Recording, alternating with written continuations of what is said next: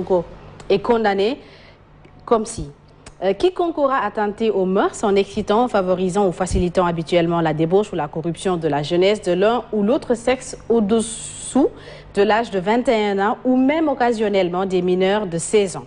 Alors, compte tenu, professeur Ismaïla Madior Fall, de tout ce qui s'est passé depuis mars 2021, Ousmane Sonko poursuivi pour viol, suivi de menaces de mort, tout ce qui est arrivé entre 2021 et 2023, comment aujourd'hui vous pouvez expliquer aux Sénégalais cette requalification des faits qu'on reproche? Est-ce que vous pouvez lire quand même ce que le juge a dit? Est-ce que vous pouvez lire, si vous l'avez... Je ne l'ai pas sur moi, je n'ai pas le jugement. Ben je peux essayer de voir si juste le dispositif... C'est pour que nous ne parlions pas dans l'abstrait, quoi. Je voudrais bien qu'on regarde juste ce que le juge a dit, je pense. Le juge a dit... Par ces motifs, statuant publiquement, contradictoirement contre Adji Raby Sarr et Ndeye Khady Ndiaye et par contumace à l'égard d'Ousmane Sonko en matière criminelle et en premier ressort sur l'action publique, déclare l'action publique recevable. Au fond, acquitte Ndeye Khady Ndiaye du chef de complicité et de viol et de diffusion d'images contraires aux bonnes mœurs. Acquitte Ousmane Sonko du chef de menace de mort. Déclare Ndeye Khady Ndiaye coupable d'incitation à la débauche. Disqualifie les faits de viol. Il n'y a pas d'acquittement pour le viol. Je répète, il n'y a pas d'acquittement pour le viol. Il n'a pas été acquitté. Il n'y a pas d'acquittement pour le viol. Je répète, il n'y a pas d'acquittement pour le viol. Disqualifie les faits de viol. Disqualifie les faits. Quelle est la différence entre disqualifier et acquitte? Non, on lit d'abord. Parce que le commentaire, il est libre. D'accord, chacun peut commenter après. Allez-y. Disqualifie les faits de viol. Reproché à Ousmane Sonko en corruption de la jeunesse. C'est très important. Disqualifie les faits de viol. Reproché à Ousmane Sonko en corruption de la jeunesse. Le déclare coupable de ce chef. Condamne Ndeye Khady Ndiaye et Ousmane Sonko. Chacun a une peine de 2 ans ferme et a payé chacun une amende de montant de 600 000 francs. Ordonne la fermeture de l'Institut de Sweet Beauté. Vous savez, moi je suis professeur de droit. Les étudiants, quand on faisait des exercices, ils disaient, je pense que je dis non, ne pensez rien. Lisez d'abord. Vous penserez, vous interpréterez après avoir lu. Et parfois, quand je disais, vous avez bien compris, je dis, on relit encore.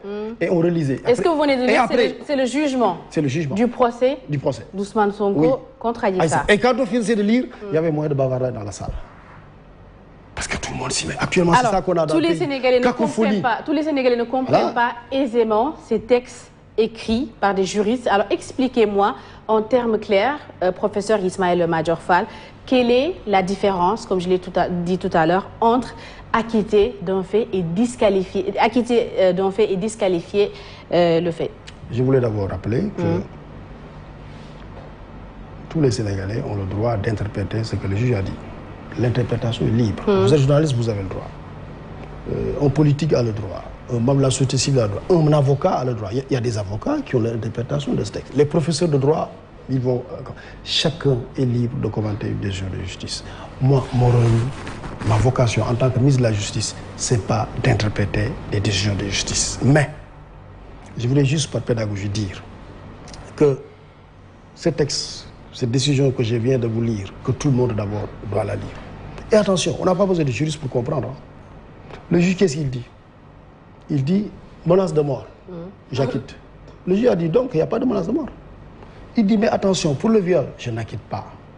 Pour le viol, qu'est-ce qui est fait? On disqualifie. Pour nous, il y a eu des faits que certains qualifient de viol. Mais moi, juge, je considère que ce n'est pas du viol. Je les disqualifie en corruption de la jeunesse. C'est ça. C'est comme quand vous attaquez un individu pour viol, et puis le juge vous dit, ah non, moi d'après ce que j'ai vu, ce n'était pas du viol. Mais il y a eu un attentat à la pudeur. Mais ce n'était pas du viol.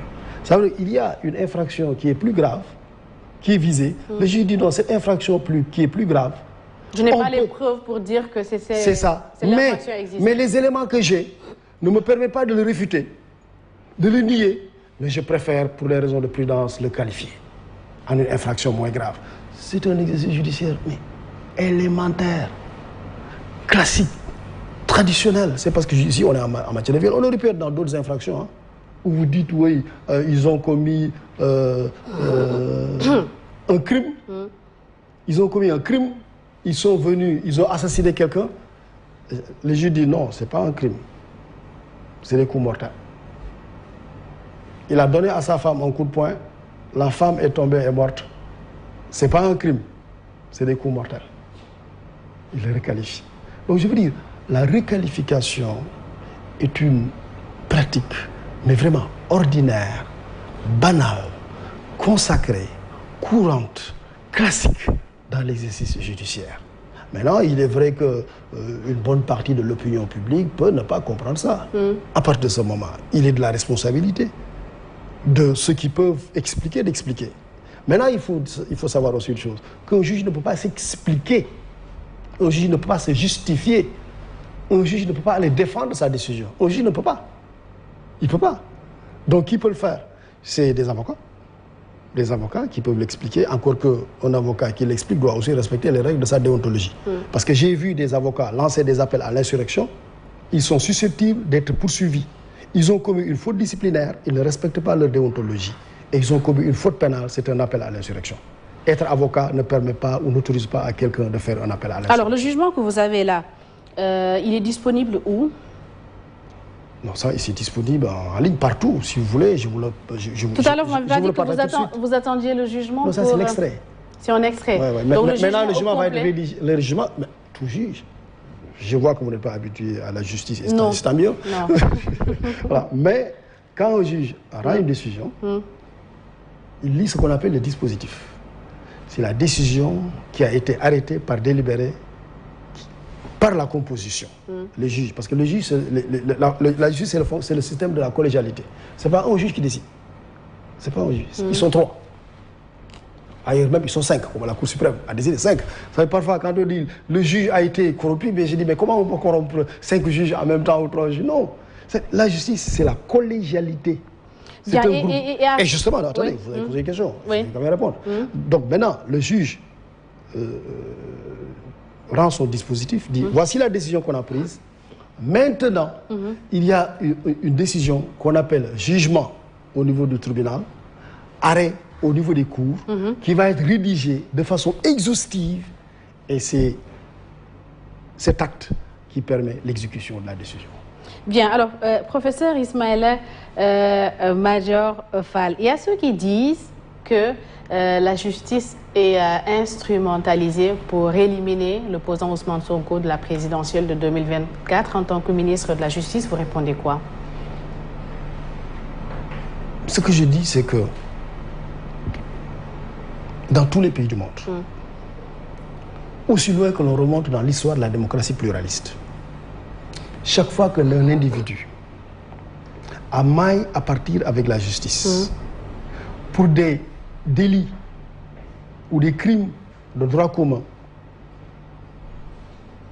s'il est un politique et s'il est candidat à la présidentielle, on va toujours dire qu'il est poursuivi parce qu'il est candidat à la présidentielle.